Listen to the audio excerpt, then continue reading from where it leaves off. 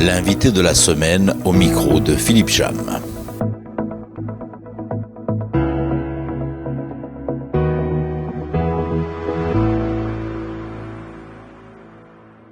Bonjour, notre invitée aujourd'hui est Linda Piazza, la directrice de la bibliothèque Tommaso Prela, bibliothèque patrimoniale. Bonjour Linda. Bonjour. Alors je crois que d'ailleurs l'appellation a changé, on ne dit plus bibliothèque patrimoniale. Non, on dit depuis l'année dernière bibliothèque d'études et de recherche Tommaso Prela. Alors qu'est-ce qu'une bibliothèque, entre guillemets, encore patrimoniale? Alors la première des qualités d'une bibliothèque patrimoniale, c'est que notre fonction est de conserver et de faire pérenniser les collections dans le temps. Voilà, donc ça devient patrimonial dans ce sens.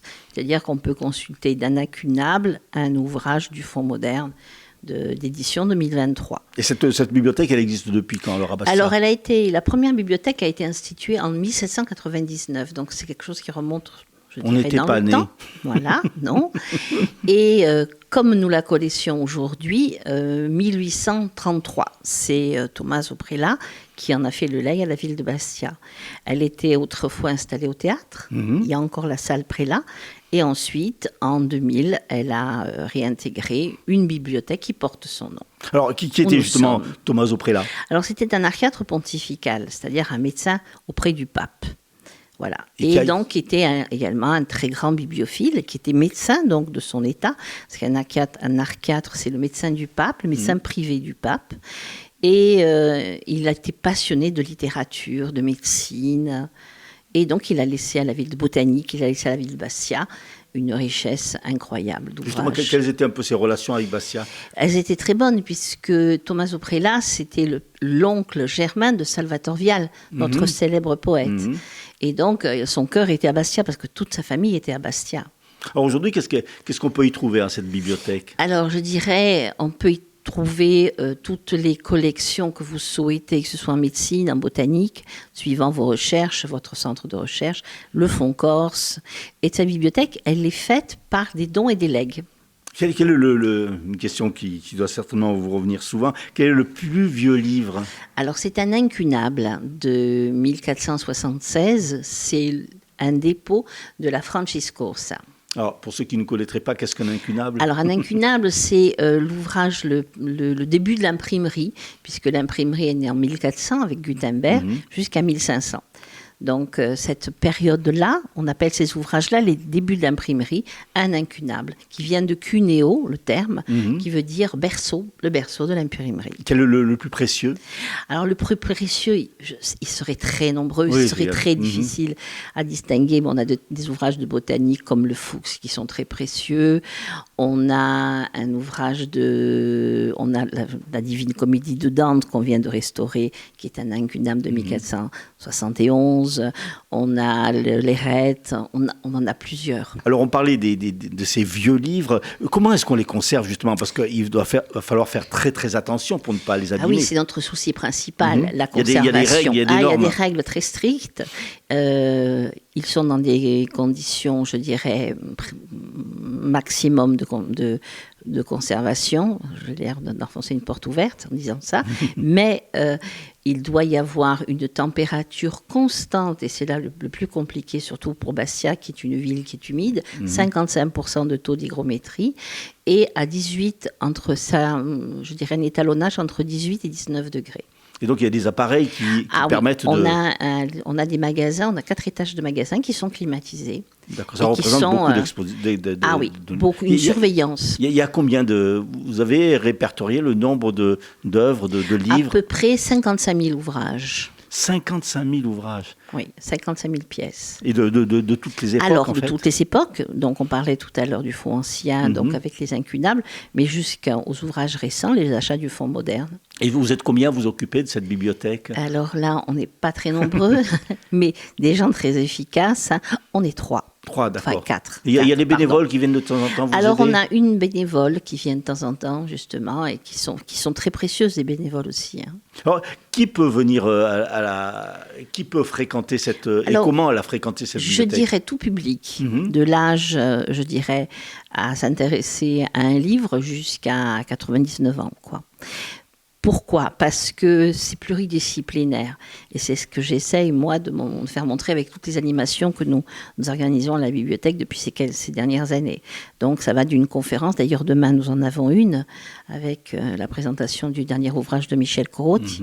Donc là, on montre qu'on s'intéresse à l'actualité éditoriale, puisque cet ouvrage sort de 2023. Mais là, à partir du mois de mai, nous faisons une campagne sur une découverte sur les fromages étrusques. Donc, à partir de nos livres qui sont dans le fonds ancien, on travaille le lycée agricole. Donc, on va vraiment de lycéens, collégiens, à la Casa degli Anziani, où on travaillons sur le fond des cartes postales, et même avec l'hôpital de Bastia, puisqu'on a une convention pour Alzheimer. Vous voyez, donc, on est vraiment pluridisciplinaire. Un fonds patrimonial n'est pas du tout un fonds fermé. Comme on pourrait le penser, je dirais oui pour les collections, mais non pour les activités et non pour les achats que l'on pourrait faire. Il y a des gens qui viennent faire des recherches ? Beaucoup, des étudiants, des chercheurs. C'est très, très varié, suivant les points de recherche. Et comment il faut prendre rendez-vous ? Comment ça se passe ? Alors, il vaut mieux prendre rendez-vous parce que nous préparons en amont l'arrivée de l'étudiant ou du chercheur. C'est beaucoup plus facile. Bon, après, vous avez des personnes qui viennent, comme aujourd'hui, nous demander la flora de Marcel Conrad. C'est très varié. Et je suis sûr qu'il faut que les gens prennent des précautions. On ne peut pas manipuler ces livres Oui, non, on descend, on fait très attention justement à la manipulation, comment, qui, quoi... touche ces ouvrages, bien sûr. Comment est-ce que cette bibliothèque arrive à s'enrichir ? Alors, tous les ans, déjà, nous avons un budget qui nous est alloué par la mairie et nous avons la chance de pouvoir acheter. Mais pas simplement maintenant. Depuis l'année dernière, nous travaillons avec la Fondation du patrimoine qui est un mécène pour nous et qui nous permet, dans le cadre de la restauration, de pouvoir restaurer des œuvres d'art, des ouvrages qui sont donc des pièces de musée, je dirais, comme la Divine Comédie, le Boccace et l'Érette. Et puis nous avons des dons et legs.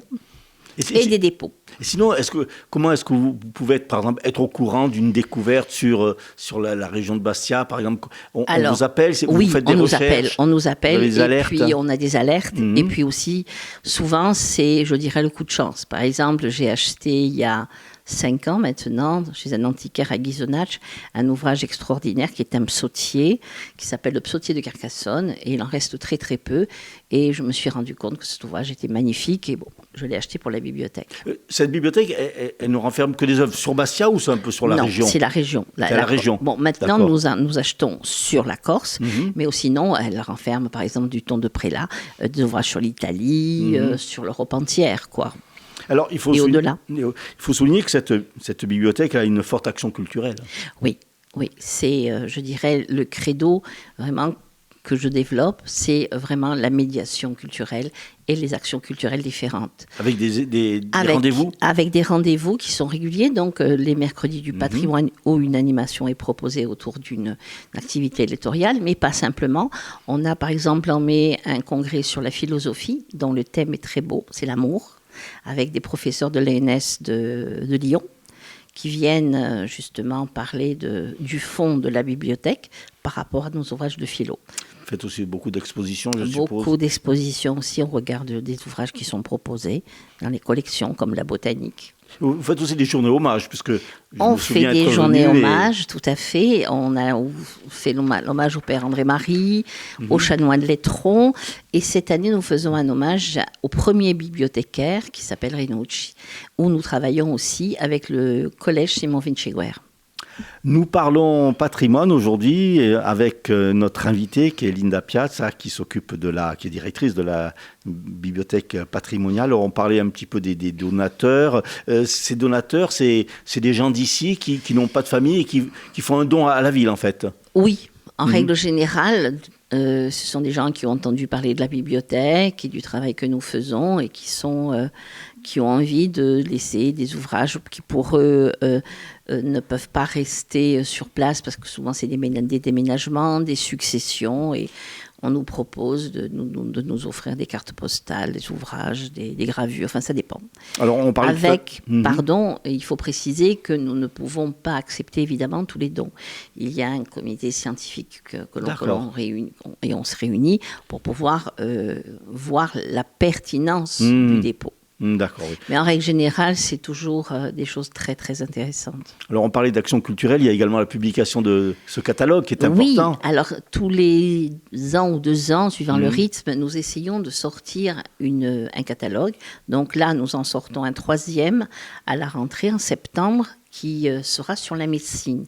C'est dans la responsabilité scientifique, c'est de M. Comiti, qui est un ancien professeur du Collège de France et qui est un historien de la médecine. Là, vous en êtes à combien de catalogues ? Alors, avec celui-là, ça fera 3. Et parallèlement, alors là, c'est imminent, c'est la sortie d'un ouvrage sur la botanique, des chefs-d'œuvre d'illustration botanique, avec la bibliothèque d'Ajaccio. Alors, on va parler maintenant d'un sujet qui vous tient particulièrement à cœur, même si le reste aussi vous tient à cœur. C'est ces classes du patrimoine. Ça, c'est quelque chose que vous animez. Oui, c'est vrai. Alors, présentez-nous un petit peu ces classes du patrimoine. Alors, ces classes du patrimoine, c'est un jeu de rencontres, et je dirais de hasard, entre le lycée professionnel Jean-Nicole et la bibliothèque. Et j'ai vu que ces élèves avaient un potentiel et un regard autour du patrimoine qui était vraiment pertinent. Et c'est vrai qu'ils sont très éloignés de tout problème de culture parce que ce sont des CAP vente. Et l'originalité, c'est qu'ils ont 4 heures par semaine en CAP vente à la bibliothèque patrimoniale. Et on fait des choses qui sont absolument fantastiques avec eux. Il y a des thèmes. Il y a des thématiques tous les 2 ans. Ce sont des promotions de tous les 2 ans. Il y a eu Alors, le timbre. on a eu le timbre et la gravure de Mathé, en hommage à Mathé. Là, on avait fait venir le meilleur ouvrier de France. C'est le seul, je pense d'ailleurs, qui reste à faire des gravures et à faire des timbres, surtout. On a fait l'hommage à Thomas Prélat. Ils ont participé au conseil municipal pour décider de la place. Et c'est eux qui ont décidé pour le buste et la fabrication du buste, qui vient de Malte. Donc, on a fait l'hommage à Lettron, je disais tout à l'heure. On a fait une semaine avec eux également sur la musique sacrée, avec le groupe Barbara Fortune. Donc, on fait des choses vraiment très, très Et là, pointues. vous êtes sur les Étrusques. Et on a fait les Étrusques. On a fait un jeu de loi, sur l'histoire botanique. Exactement, oui. Et là, nous sommes sur les Étrusques. On a fait les parfums. Et là, nous attaquons les fromages. Vous avez fait venir aussi un céramiste. Un céramiste, voilà. Qui est très réputé d'Italie. Oui. Et donc, il a décoré avec eux, c'est ça ? A décoré avec eux. Ils ont participé à la décoration du vase étrusque. Alors, la prochaine opération, c'est avec le fromage. Avec le fromage. C'est original. Et une semaine, je dirais, dédiée au fromage. Il y a la fabrication du fromage étrusque qui va se faire donc in situ dans les jardins. Et tous les soirs, il y aura un universitaire, un spécialiste de la fabrication de ces fromages et de cette période. Fabrication du fromage antique. Alors, parce qu'il se rapproche beaucoup. Je ne suis pas une spécialiste de la fabrication du fromage, étrusque et fabrication du fromage tout court d'ailleurs, mais il se rapproche beaucoup du fromage corse, du brocio, ce genre de fromage frais, etc. C'est très amusant. Et vous partez en voyage aussi de temps en temps ? Oui, l'année dernière, nous sommes partis avec ses élèves à Cerveteri pour voir donc les céramistes et les sites étrusques. Et cette année, nous avons en promotion donc de CAP Vente 2 volets. Une correspondance très intéressante que j'ai achetée sur le fonds Marcaggi, qui était le conservateur du musée de la bibliothèque Fesch, et la campagne d'Égypte. Donc, je caresse l'idée l'année prochaine, en septembre, avant qu'elle se termine, de les emmener voir l'exposition extraordinaire sur l'Égypte à Paris. Est-ce qu'il vous arrive malheureusement de ne pas pouvoir acquérir une œuvre ? Ah oui, ça arrive. Oui. On a eu le cas d'un manuscrit. Après, tout ce qui est fonds corse est très prisé. Il y a un grand engouement au niveau des achats et de la collection corse. C'est très important sur la cartographie, sur les manuscrits. Il y a des collectionneurs en Corse et sur le continent et c'est très prisé. Donc les prix vente aux enchères montent très vite. Là, vous êtes sur une acquisition ou... Non, moi j'achète, si vous voulez. Bon là, on a des réserves, ce qu'on appelle des réserves. Oui, on en a plusieurs. Toujours pour augmenter le fonds corse. Linda Piazza, merci. Je vous en prie, merci à vous. Vous étiez notre invitée. On rappelle que vous êtes donc la directrice de la bibliothèque patrimoniale Tommaso Prela. On peut rappeler les heures d'ouverture pour les gens? Oui, bien sûr. Donc, on est ouvert du lundi au samedi, donc de 9h à midi, de 14h à 17h30, excepté le lundi matin et le jeudi toute la journée où nous sommes fermés au public pour faire du travail. Sinon, les prochains rendez-vous avec des invités, donc il y avait Michel Corot. Michel Corot, donc on a une programmation très fournie et très riche. Donc Michel Corot, c'est le 15 avril. Le 17 avril, nous recevons Batik Roj avec la sortie donc de son livre. Où on va avoir un débat autour de ces interviews. Nous allons avoir le 20 avril la remise des documents officiels, c'est-à-dire le Boccace terminé de sa restauration et les deux autres. Avec le Club des mécènes, on repart sur d'autres restaurations. Ça, c'est le 20 avril. Et après, au mois de mai, c'est le mois le plus chargé, donc les Étrusques. On a notre déambulation dans Bastia, le colloque sur la philosophie et l'amour, une déambulation dans Bastia autour de Salvatore Vial, un voyage à Ajaccio autour de la littérature et de la lecture en train. Et ça sera suffisant pour le mois de mai. On peut retrouver vos rendez-vous sur l'agenda de la mairie, c'est ça? Bien sûr, bien sûr. Linda, merci beaucoup. Merci à vous. Et puis à très bientôt. À bientôt.